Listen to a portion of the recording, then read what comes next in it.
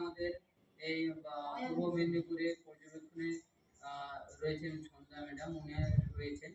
তো আমরা যতটা যা পেরেছি সেই হিসেবে আমাদের সুনীল বাবুর যোগাযোগে এবং প্রেসিডেন্ট মহাশয়ের সম্পূর্ণ সহযোগিতা এবং সমর্থনে আমরা কিছু সামান্য ব্যক্তিদেরকে আজকে কিছু বস্ত্র বিতরণ করব এবং ভবিষ্যতে আমরা যাতে সমস্ত রকম সুযোগ সুবিধা পাই হ্যান্ডিক্যাপ ছেলে মেয়েদের, যেমন রয়েছে ধরুন অন্তর্দর আবাস যোজনা বা ধরুন সার্টিফিকেট বা শীত বস্ত্র বিভিন্ন রকম।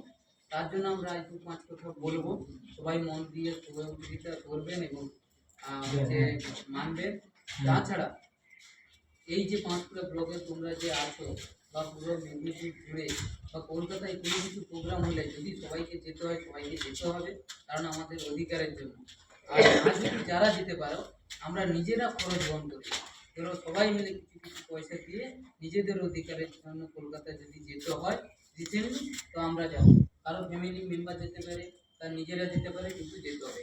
আর এবং নিজেরা এগিয়ে গেলে বা এগিয়ে এলে কোনো কিছু কেউ সুযোগ সুবিধা পাবে না, কারণ বর্তমান যা পরিস্থিতি এবং যুগ হয়ে দাঁড়িয়েছে, তাই সবাইকে হাতে হাত মিলিয়ে আমাদের কলকাতা যেতে হবে বা যেখানে যা বলবো সেই হিসেবে আমাদের সঙ্গে যেতে হবে, তোমাদের থাকতে হবে এবং এগিয়ে আসতে হবে। তার জন্য যতটুকু যা সাপোর্ট, সহযোগিতা, গাইড আমরা সর্বদা আছি, থাকবো এবং ছিলাম।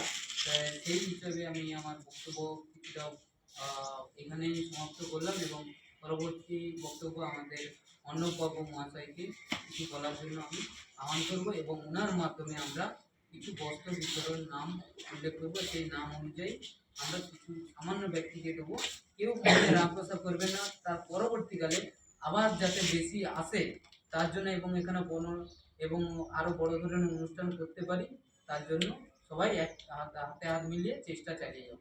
এই বলে আমি আমার বক্তব্য এখানে শেষ করি।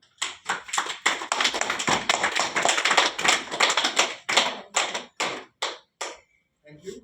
আমার ভাই সনাতন যতটা পারলো আপনাদের বোঝানোর চেষ্টা করলো। এখানে যারা পরিশ্রম করে এই একটা রাস্তা হয়ে এখানে এসছেন, এই রাসুলিয়া প্রাথমিক বিদ্যালয়, তাদের সবাইকে আমি আমার তরফ থেকে ধন্যবাদ দিচ্ছি। তো ভাই যে কথাটা বললো সনাতন, যে সকলে হয়তো বস্ত্রটা আজকে পাবেন না, কিন্তু যারা পাবেন কেউ কিন্তু রাগ কিছু করবেন না।